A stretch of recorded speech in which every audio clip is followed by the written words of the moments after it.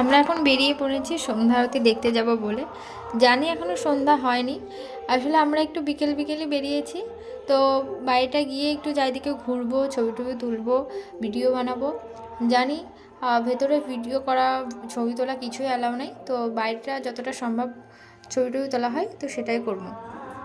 সেই কারণে আমরা সুন্দর করে সাজুগুজু করে বেরিয়ে পড়েছি। তো চলো।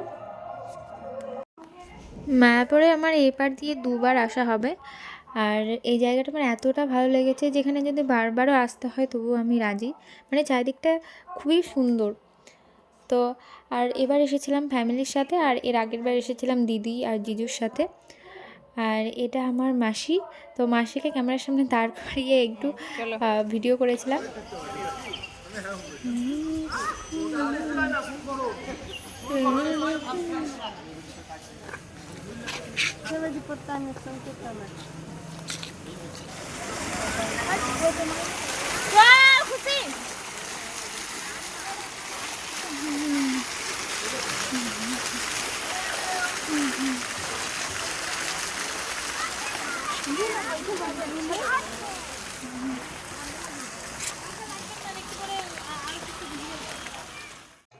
সন্ধ্যা আরতি দেখে এসে আমরা এখন বসে আছি এখানে। মানে আমাদের আর পা চলছে না, বাইরেটা প্রচুর ঘোরা হয়েছে। তো পায়ের উপর চাপ পড়লে যা হয়, আমার তো প্রচুর পা ব্যথা করছিল। তো এরপর আমরা এসেছি রেস্টুরেন্টে।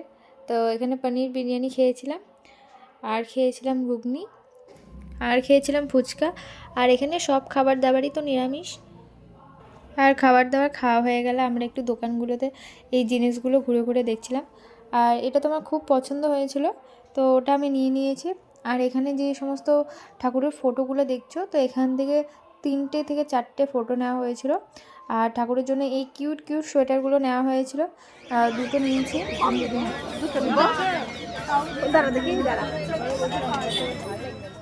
এখন কেনাকাটা সেরে একেবারে রুমে যাব। কালকে সকালে কিন্তু আবার তাড়াতাড়ি ঘুম থেকে উঠতে হবে, কারণ সকালে আমাদের 9টার সময় ট্রেন আছে। তো চলো, আজ এটুকুই। দেখা করবো আবার একটা নতুন ভিডিওতে। তো টাটা সবাইকে।